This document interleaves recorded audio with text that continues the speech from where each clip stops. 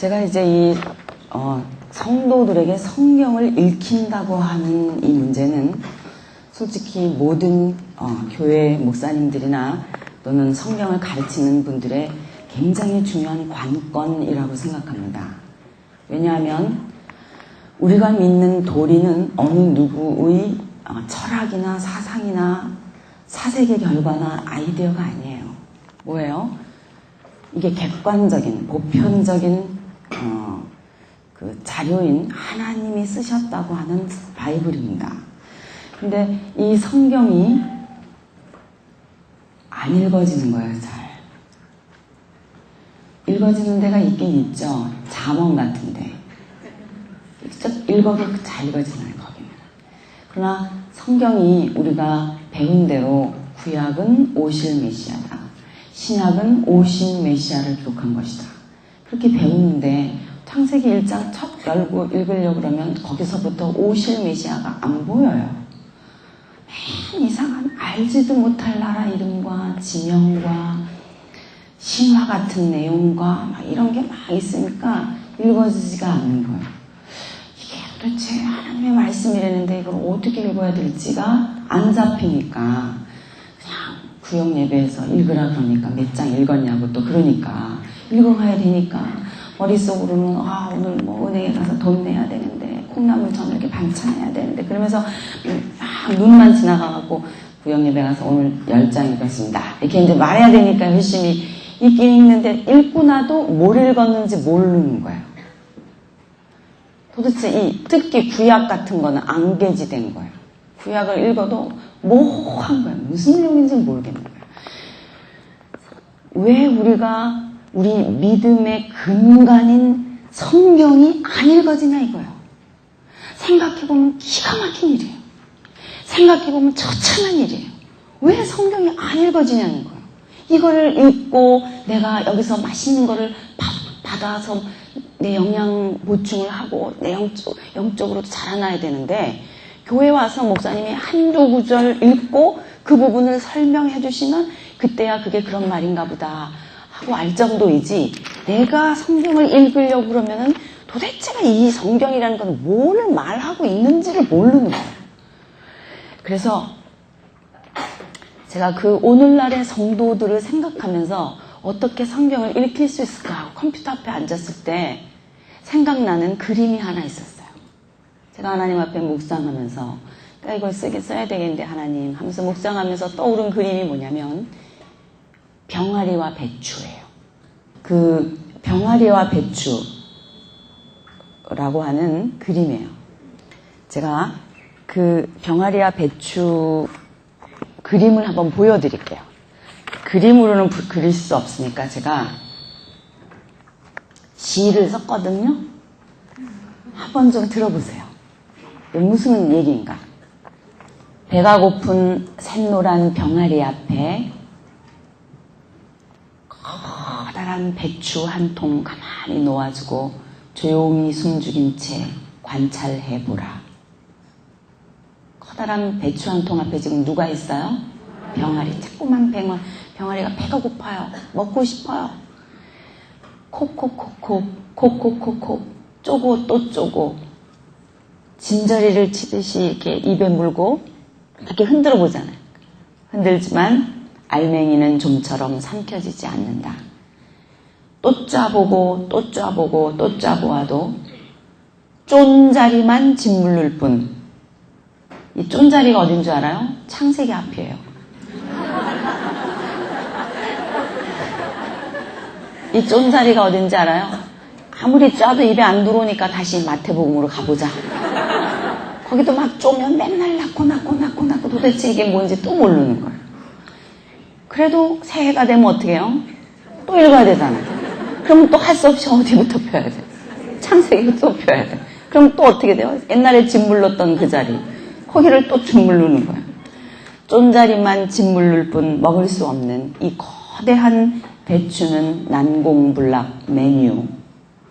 먹으라고 준 건데도 먹을 수 없고 맛있는 줄 아는데도 먹지 못하고 서 있자니 안타깝고 떠나자니 아쉽고 커다란 배추 앞을 떠나지 못한 채 지친 듯이 이쯤 몇 년 가면 이제 지치는 거예요. 새해가 와도 또 가다 말겠지. 지친 듯이 조용히 날개를 접고 핑 도는 눈물 속으로 머금은 채 쪼르륵 소리내는 새까만 눈빛이요. 성도들은 분명히 읽고 싶다. 성경을. 그렇죠. 읽고는 싶죠. 그렇지만 다만 읽혀지지 않을 뿐이다. 이 그림이, 제가 이 그림이 떠올랐어요. 왜 구약에서 잠언이라든지 이런 전도서라든지 예를 들면 싸우는 와이프랑 사느니 혼자서 옥막에서 사는 게 낫다. 또 백선이 가득하게 낸 식탁을 위해서 싸우면서 사느니 그냥 채소 같은 거 조금 있는 거 먹고 사는 게 낫다. 이런 거는 읽으면 어떻게 돼요? 금방 아멘 할렐루야 그런 생각이 나잖아요. 그런데 있는 말씀은 읽을 때 금방 들어온다고요. 그러면 왜 그런 시편이나 잠언이나 이런 것들은 읽어지는지 생각해 봤어요, 제가. 그랬더니 그거는 이제까지 우리가 초등학교, 중학교, 고등학교, 대학교를 지나오면서 이 세상의 일반 학문을 습득하던 방법론으로도 읽어지는 거예요. 격언 같잖아요. 금언 같고. 읽으면 그냥 들어오잖아요. 읽혀지잖아요. 그러니까 이 사실은 뭐를 반추하냐 하면은 오늘날 우리들의 세계관, 우리들의 사색하고 있는 백그라운드, 우리의 인생관, 가치관, 우리의 지식 정도, 우리의 이 일반적인 종교적인 배경, 사회 배경, 문화의 색깔, 오늘날의 우리의 주요 관심사, 이런 것들이랑 탁 클릭이 돼가지고 말되네 이렇게 스타트만 된다면 읽어지게 할 수 있지 않을까. 눈높이가 맞아지면 읽어질 수 있지 않을까. 그런 생각을 하게 됐어요. 그래서 저는 생각해봤어요. 아주 정직하게 생각해봤어요. 그럼 왜 오늘날의 성도들은 창세기 앞부분을 열었을 때 처음부터 현재 이 성경을 읽으려고 마음 먹고 앉아있는 우리 내의 영적인 눈높이에 맞춰지지 않을까. 그런 생각을 해봤어요. 왜 창세기 1장을 딱 열었을 때 그게 금방 맛있는 그 딸기처럼 금방 샥 먹어지는 것처럼 안 먹어질까. 그런 생각을 했어요. 그랬더니 그 중에 큰 원인이 하나가 뭐였었냐면은 우선 이런 거예요. 이 세상엔 종교가 많은 거예요. 다른 종교도 많은데 소위 기독교의 경전으로 쓰고 있다고 하는 이 바이블이라고 하는 것이 절대 종교냐. 다른 신들도 많잖아요. 불교도 있고요. 유교도 있고요. 힌두교도 있고요. 여러 무속 종교들도 있고요. 얼마나 많은 소위 신앙의 대상들이 많이 있는데 성경에서 얘기하고 있는 히브리 사람들의 하나님인 야훼 하나님이 절대자 하나님이라고 하는 사실을 어떻게 전제하느냐. 물론 이거를 엽니다. 열면서도 그것부터가 마음에 속에 찜찜한 게 있는데 그냥 읽어요. 왜냐하면 우리는 한국 사람이거든요. 우리는 이스라엘 사람도 아니고 우리는 한국 사람인데 이스라엘의 종교인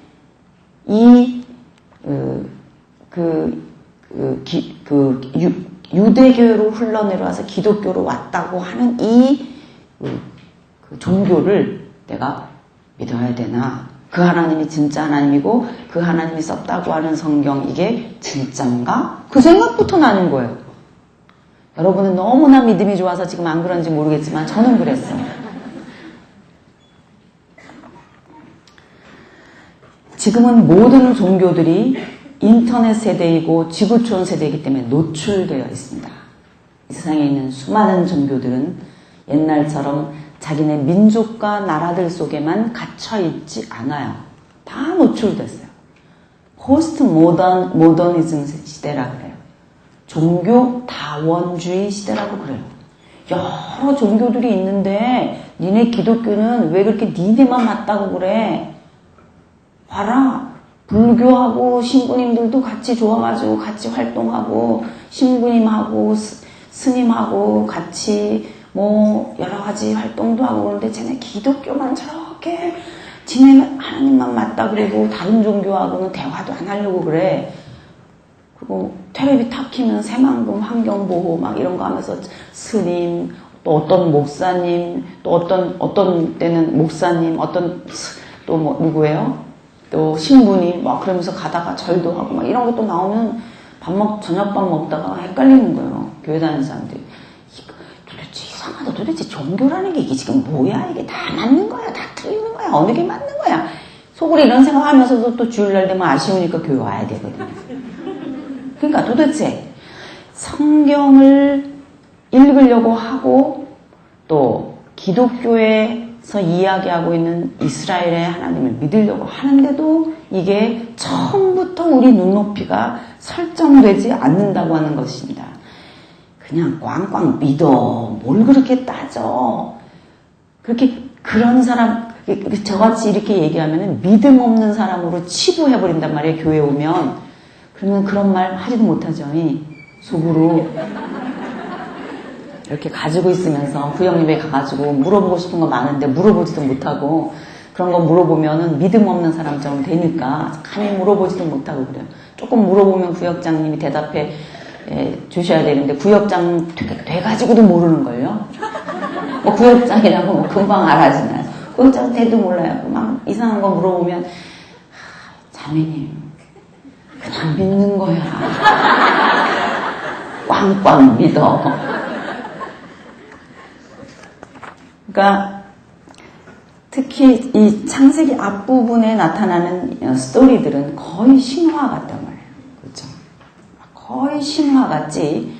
현실 감각이 오늘날 교회에서 이렇게 말해주는 이렇게 좀 영적이고 내 마음을 치료해주고 뭐 그러는 어떤 교훈적이고 소위 도덕적이고 어떤 윤리적이고 뭐 이런 얘기를 해주는 게 아니라 이건 완전히 무슨 그리스 신화에 나오는 얘기 같은 그런 것들이 있단 말이에요. 교회를 오랫동안 출입해도 여러분들의 밑받침 사상, 이제까지 교회에 오기 전에 있어 왔던 여러분의 모습, 여러분을 되게 하는 그 세계관, 이런 것들이 속에 그대로 있는데 물론 어떤 특별한 경험이나 병 낫게 되는 사건이나 여러 가지 일들을 통해서 내가 한번 하나님한테 막 부르짖었더니 병을 고쳐주셨다거나 뭐 문제가 해결됐거나 그래서 교회를 막 출입해요. 교회 오면 좋으니까. 그래도 하나님의 말씀인 성경에 대한 태도는 바뀔 수 있어요. 성경은 하나님 말씀이다. 성경을 배우고 싶다. 이런 태도는 바뀔 수 있어요. 그래서 성경 앞에서 어떻게 해서든지 막 그냥 몸을 비비꼬면서도 막 깨닫고 싶은 마음은 있어요. 그러나 교회 안에 들어오기 전에 여러분을 만들어냈던 그 세계관, 여러분을 만들어냈던 그 여러 지식의 파편들, 학교에서 배운 과학의 정보들, 이런 것들이 그대로 있는 상태에서 성경을 대해야 되고 소위 진리를 대해야 돼요. 그런 상태에서 이렇게 교회에서 선포되는 말씀들을 이렇게 들으면 이렇게 밑에 질문들이나 이런 것들이 다 올라오는데도 그걸 막 눌러야 돼요. 이렇게 막 눌러야 돼요. 막 누르는데 어떤 때는 막 이렇게 내 영적인 속사람의 핏줄을 타고 막 이렇게 막 돌아다녀요. 얘가 이 질문이나 이상한 이런 게 막 돌아다니다가 어떤 때는 뭐가 되는 거예요? 스트로크를 일으키는 거죠. 그러니까 이게 뭐야? 영적인 콜레스테롤 같은 게 되는 거예요. 그게 어느 때 가서는 한참 생각해보면 진짜 하나님이 계시는 거야? 이런 생각도 나고 별 의심이 다 생기는 거예요. 어떤 때는 고개를 많이 끄덕끄덕거리시는군요. 이야, 이제야 내 속에 이제까지 감춰놨던 이 비밀들이 열리겠구나. 그래서 제가 이제부터 하려고 하는 이 성경일도학교는 그래서 이름이 그냥 통도학교가 아니에요. 저는 이렇게 나중에 와서 보니까 통도학교라 그래갖고 처음부터 같이 막 쭉 읽는 그런 학교도 있다 그러더라고요.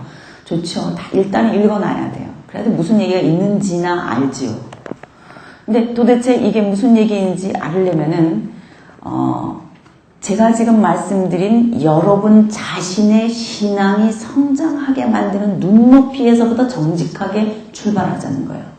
그러려면 여러분이 문제시하고 있는 그런 부분부터 정직하게 노출하자는 거예요.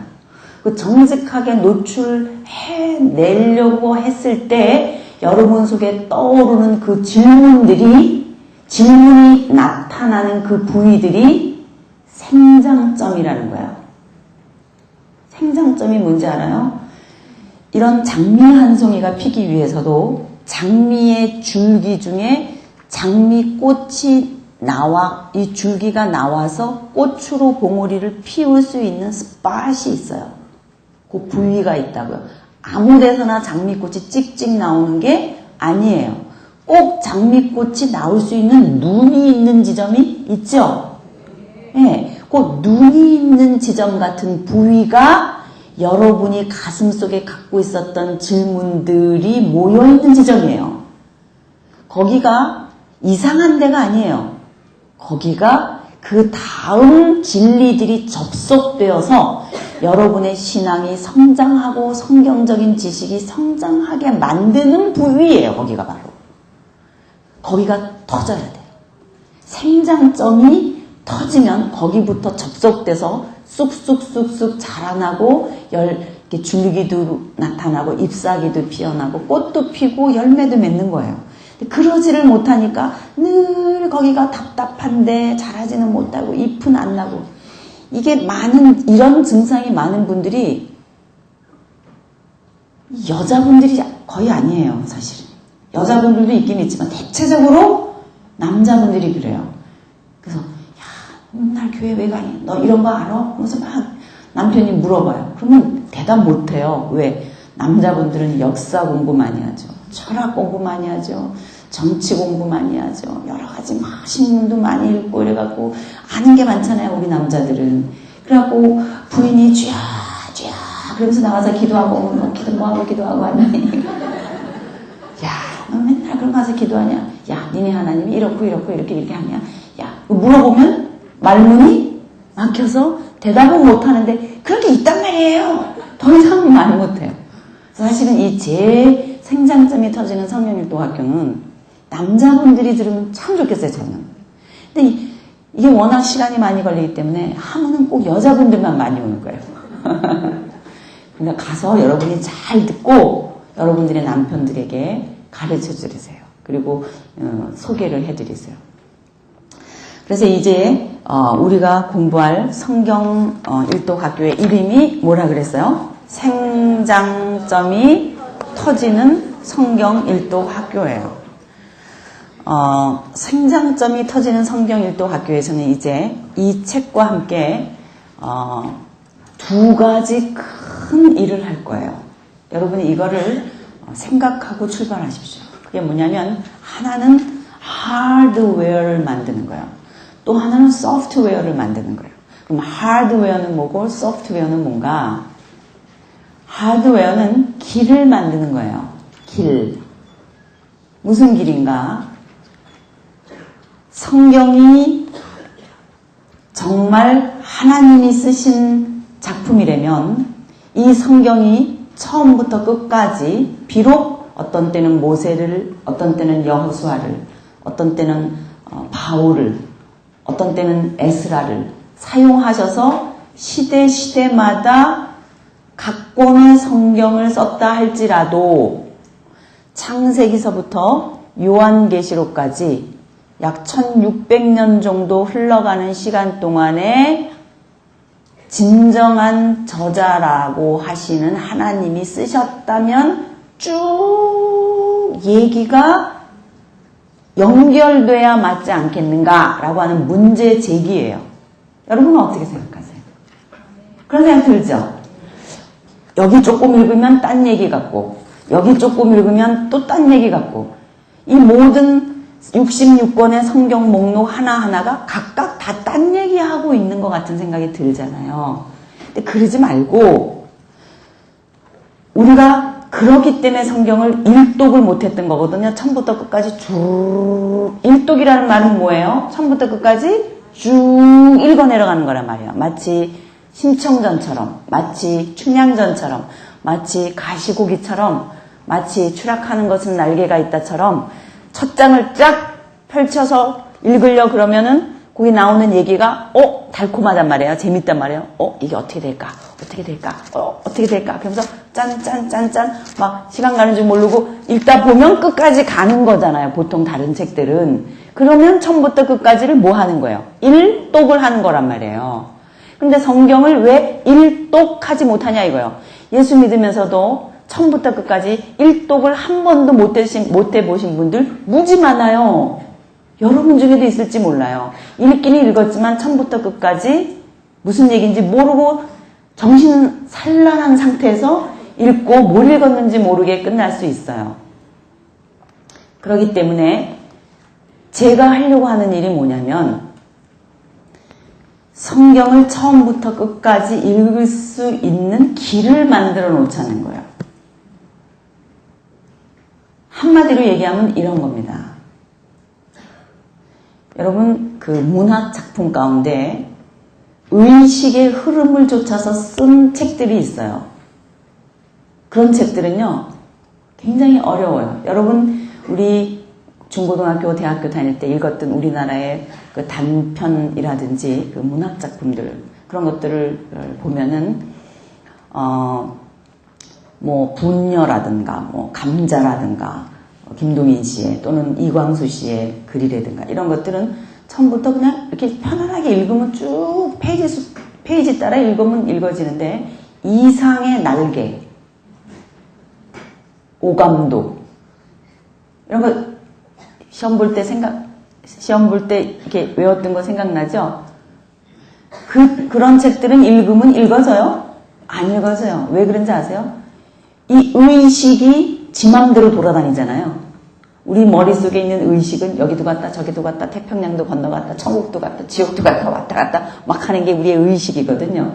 근데 이 의식이 흘러가는 대로 그 의식의 흐름을 쫓아 뭔가를 표현한 내용들은 읽어도 무슨 말인지 모르는 거예요. 왜? 왔다 갔다 하니까. 똑같아요. 성경도 만약에 왔다 갔다 하는 것 같지 않고 뭔가 쭉 흘러갈 수 있도록만 길만 보이면 가기만 하면 될 거 아니에요. 그래서 왔다 갔다 하지 않고 시간의 흐름을 쫓아서 가게 만드는 길을 찾아내보자는 거예요. 왔다 갔다 하지 않고. 그게 하드웨어 작업이에요. 그거 먼저 우리 할 거예요. 자, 그 다음에 또 하나 할 일은 뭐냐? 길을 만들어 놨으면 이 길을 쫓아 흐르고 있는 주제가 있겠죠. 우리 심청전 그러면 그 안에서 말하려고 하는 얘기는 남녀관계예요. 심청전에서 여러 사람들이 나오고 스토리가 나오고 소재들이 있어요. 맹덕어멈도 나오고 그쵸?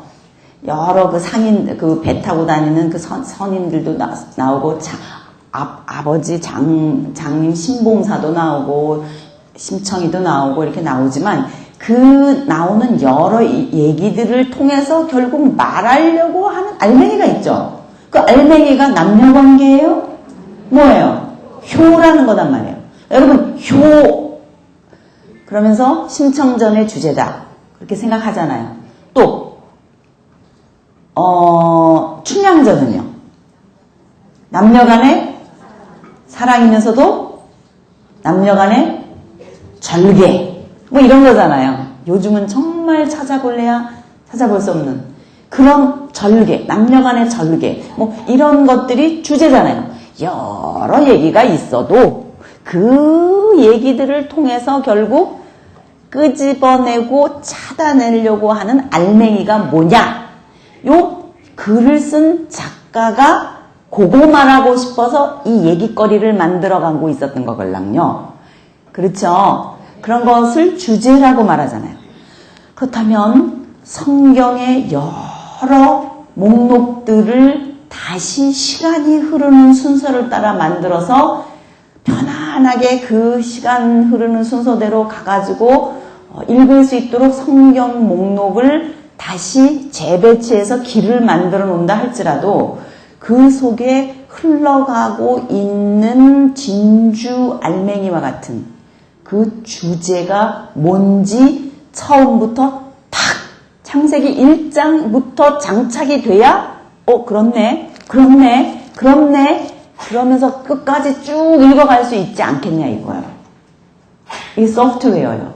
성경은 이 66권을 통해서 무엇을 말하려고 하는가 그거를 찾아내야 처음부터 읽을 거 아니에요. 읽어줄 거 아니에요. 우리가. 그래야 일독이라는 거를 할 수 있을 거 아니에요. 이런 큰 두 개의 틀이 있다고 하는 사실을 여러분 이해하시면 좋겠어요. 자, 어떤 작업을 할 거라 그랬어요? 우선 첫 번째 하드웨어 만들 거예요. 두 번째는 뭐 할 거예요? 소프트웨어를 만들 거예요. 뭐 할 건지 알고 가는 게 중요합니다, 여러분. 그래야 나중에 여러분 중에서도 다른 사람들을 가르칠 때 제가 하는 것처럼 할 수 있어요. 문제 제기를 할 수 있고 어떻게 이것을 말해야 될지 할 수 있어요. 저는 우리 주한 장로교회가 많은 분들을 새로 전도해 오는데 아주 우리나라에서 독보적인 그런 아주 전형적인 역할을 하는 특별한 은사가 있는 교회라고 제가 알고 있습니다. 자꾸 새로운 분들이 오시잖아요. 그럼 새로운 분들이 오시면 그분들은 제가 아까 말씀드린 대로 이 하나님 말씀에 대해서 전혀 모르거든요. 그럼 그분들이 가지고 있는 생각들이 있거든요. 그럼 그분들에게 질문하고 이런 것들을 여러분들이 어떻게 대답해줘야 할지 한 분 한 분이 이제는 다 선수가 돼야 된단 말이에요. 예수 오래 믿는데도 이 자기가 믿는 도리에 대해서 어떻게 말해야 될지 모르면 안 된단 말이에요. 적어도 성경이 전체가 뭘 말하는지를 한 번쯤은 쫙 정리를 해놓은 상태에서 큐티를 해도 하고 주제별 성경 공부를 하려고 그래도 하고 또 조직신학적으로 공부하려고 해도 하고 하는 거지 성경 전체가 뭘 말하는지 모르는 상태는 어렵거든요. 자, 그래서 우리가 앞으로 이제 그런 작업을 하려고 합니다. 자, 우리 학교에서 뭘 하려고 하는지 이제 아시겠죠? 네. 그러면 우선 제가 이 성경 뚜껑을 열기 전에,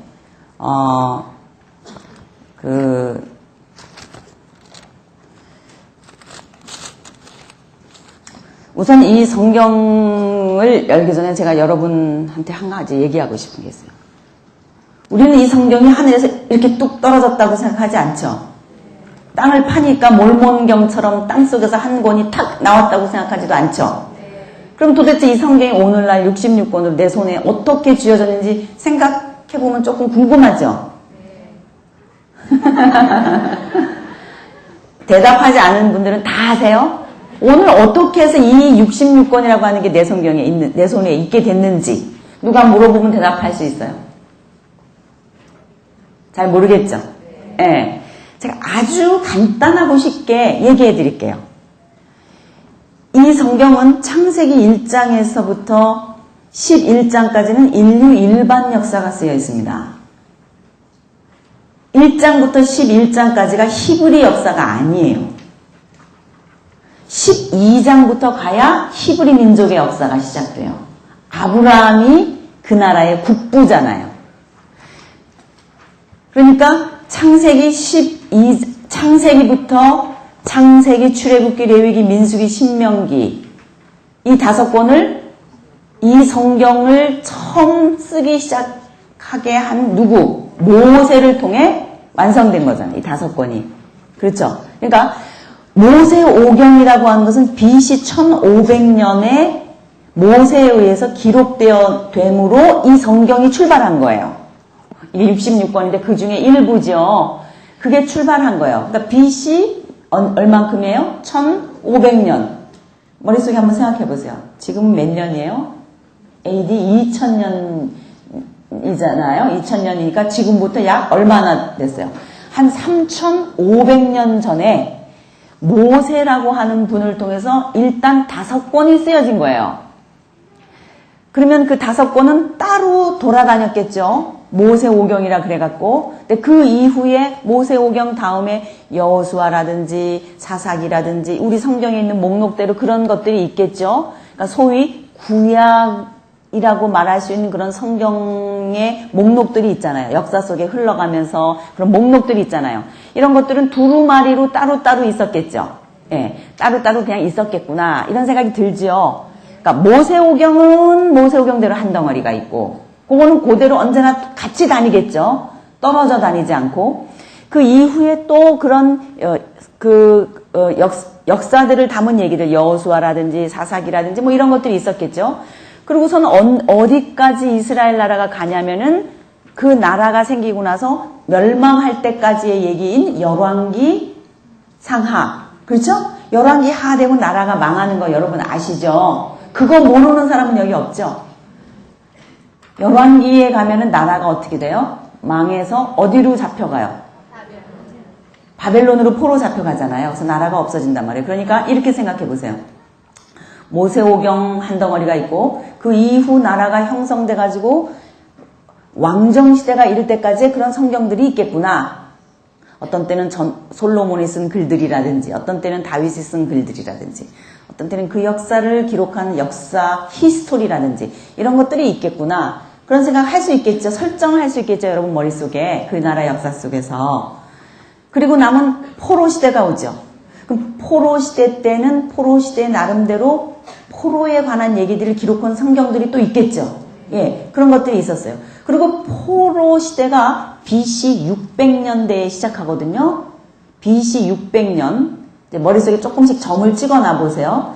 예수님 오시기 몇 년 전이에요? BC 600년이니까 600년 전에. 예수님 오시기 600년 전에 포로로 다 잡혀갔단 말이에요. 그럼 포로로 잡혀간 상태에서는 지금까지 우리가 생각했던 그 모세오경 덩어리라든지 이런 것들이 두루마리로 있었고 또 이렇게 사본으로 그 기록들을 이렇게 또 적게 해놓고 이런 양피 가죽이나 이런 데 있겠죠. 두루마리로 예언서라든지 이사야가 쓴 글이라든지 이런 것들이 있잖아요. 선지자가 쓴 글들 이런 것들이 있어갖고 어떤 때는 항아리 속에 이렇게 해갖고 숨겨져 있기도 하고 막 이렇게 있겠죠. 그림 그려져요?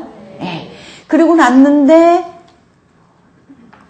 어떤 일이 있었냐? 지금 나라가 없어졌죠. 포로로 다 잡혀갔죠. 디아스포라로 다 흩어져갖고 유대인들이 다 흩어졌어요. 사방팔방에. 그랬는데 BC 280년쯤 됐을 때 BC 280년이면은 BC 3세기입니다.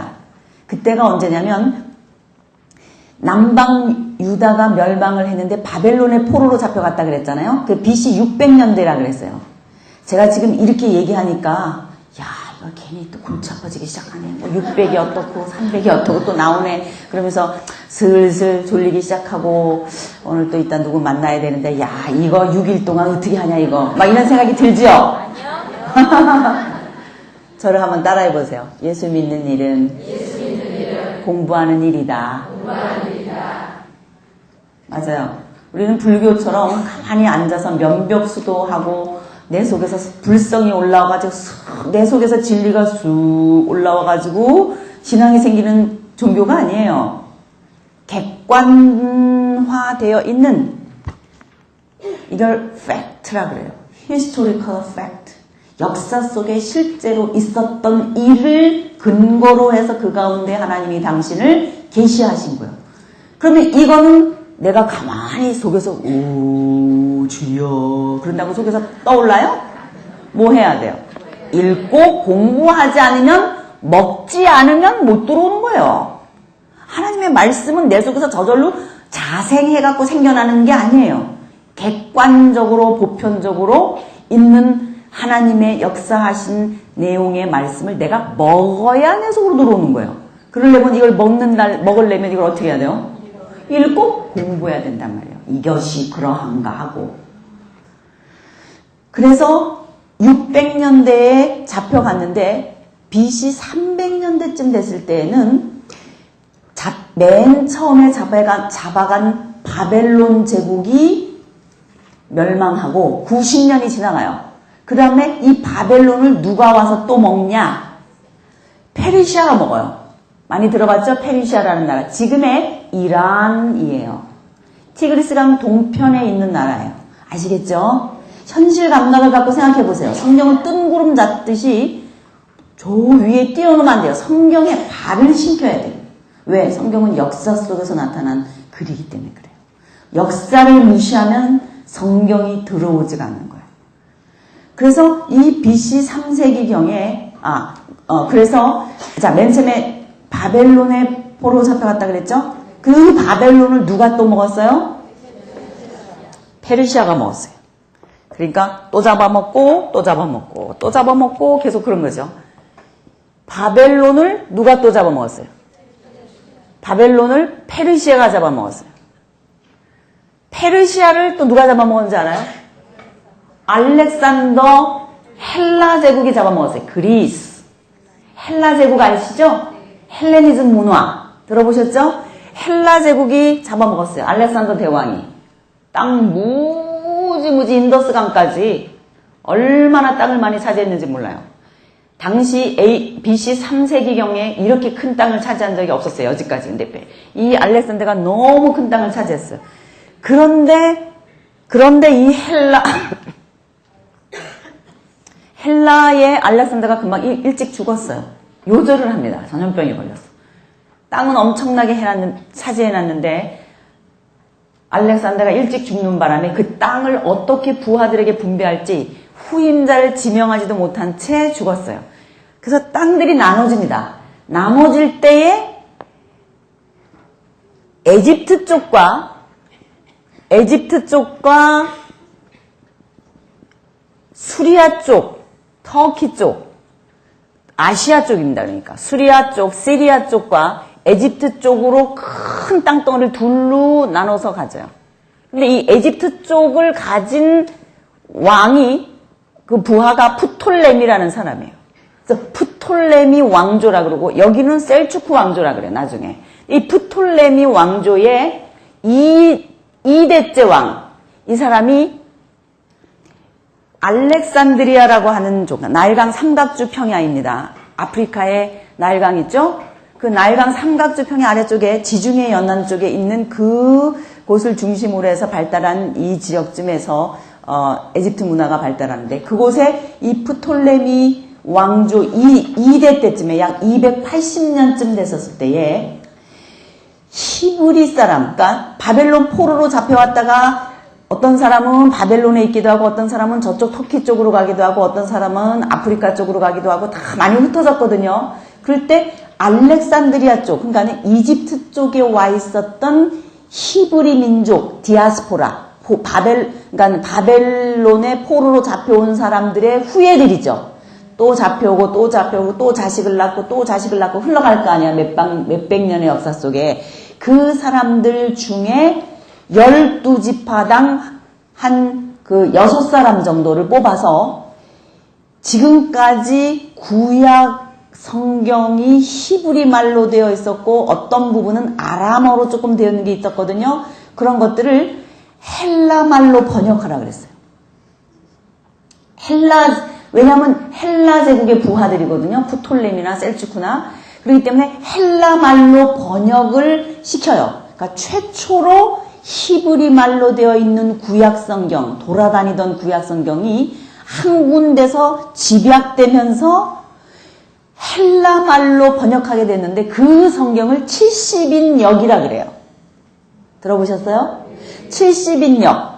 그때 처음으로 돌아다니던 두루마리들, 그런 것들이 집대성되면서 대충 모양을 잡아서 구약 성경을 정리한 거예요.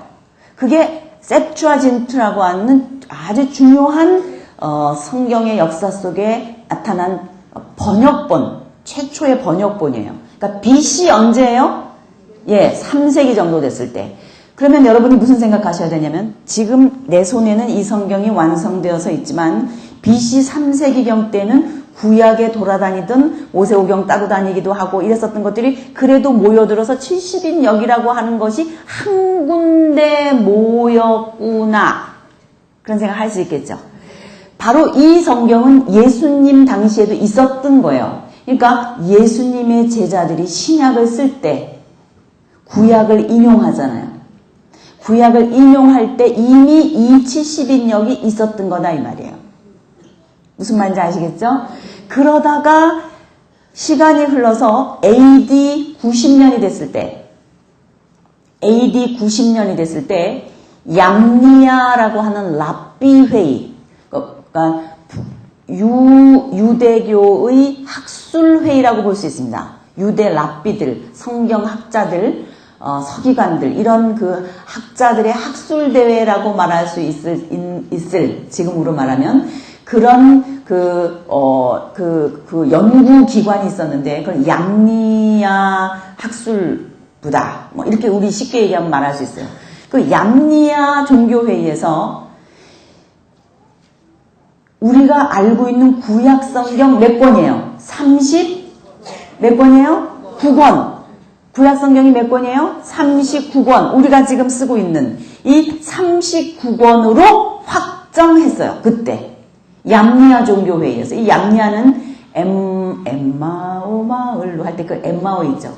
그 엠마오예요. 예루살렘 서쪽으로 쭉 지중해 쪽으로 가면 있는 도시입니다. 그곳에서 최종적으로 39권이 성경의 정경으로 그 회의 속에서 결정된 거예요. 언제예요? AD 90년. 그럼 AD 90년이면 예수 사건이 지나고 난 거예요. 예수님이 원년이니까. 그러니까 예수 사건이 지나고 나서 60년대, AD 60년대에 사도 바울이 성경 서신서를 쓰고 이렇게 하기 시작하거든요. 그럼 60년대도 지나가고 90년대쯤 됐다 그러면 사도 요한의 마지막 글인 요한계시록이라든지 요한 1, 2, 3서라든지 이런 것들이 쓰여지고 이러는 때쯤이다 그러면. 그러니까 한쪽에서는 성경이 1차적으로 신약이 쓰여지고 있고 이쪽에서는 따로 구약이 종교회의를 통해서 얌니아 종교회의를 통해서 39권이 확정되어 있다 이 말이에요. 기억하시겠죠? 네. 그러다가 AD 90년에 대충 이런 것들이 쓰여지는데 그 이후에 AD 100년, 200년, 300년 이렇게 흘러가면서 무슨 일들이 일어나냐면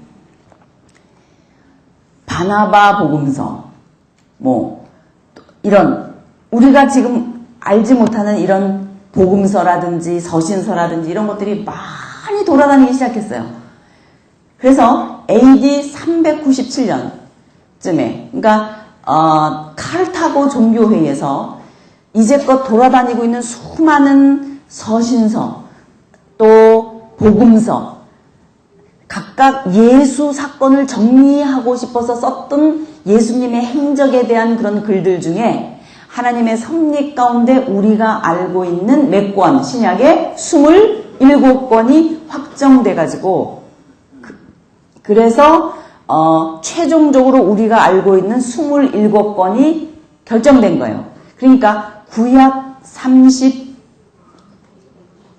39권은 AD 90년에 확정됐고 신약 27권은 AD 4세기경에 그죠? 경에 확정이 됐구나 이렇게 생각하시면 된단 말이에요. 그러면 이런 게 뭘까요? 하나님은 역사 속에서 사람에게 당신의 말씀을 계시하시기도 하고 하나님의 섭리 가운데 어떤 사람의 신앙을 통해서 하나님의 모습이 투영되기도 해서 시를 쓰기도 하셨고 사람들을 가르치기 위해서 쓴 교훈서라든지 지혜서라든지 이런 거를 통해서 학교에서 가르쳤던 어떤 그런 것들이 모아져서 잠언이나 전도서나 이런 글들이 되기도 하셨고 했지만 어느 순간에 가서는 하나님의 섭리 가운데 한 권의 집대성에서 모아놓는 성경책으로 되도록 정경화 하셨다는 것입니다. 이게 성경의 정경화라고 말하는 거예요. 이게 그냥 제가 쉽게 말하는 거예요. 여러분이 적어도 이 정도는 알고 있으면 좋겠구나. 그래야 이게 하늘에서 뚝 떨어진 게 아니라고 생각할 거 아니에요. 그래서 그 이후에 많은 번역본들이 생기는 거죠. 특히 루터 같은 경우 처음으로 이 라틴어로 되어 있던 성경을 뭘로 번역해요? 독일어로 번역하잖아요. 그리고 나서 벌겟역이라든지 킹 제임스 버전이라든지 그리고 한국어 번역이라든지 이렇게 그 이후에 오늘날 이렇게 66권의 성경으로 우리 손에 들려지게 됐다 이 말이에요. 제가 온누리교회나 지구촌교회에서 이런 얘기 하나도 안 했는데 제가 오늘은 왜 이런 얘기를 하는지 모르겠어요. 어디 시간이 없기 때문에 될 수 있으면은 이런 얘기를 제가 저희 교회에서는 다 하는데 이렇게 한꺼번에 나와서 할 때는 못해요. 그래서 못하고 있는 것들이 많은데 오늘은 이상하게 제가 이 얘기를 하는데 그러면 문제가 뭐냐? 이걸 다 못하는 거예요.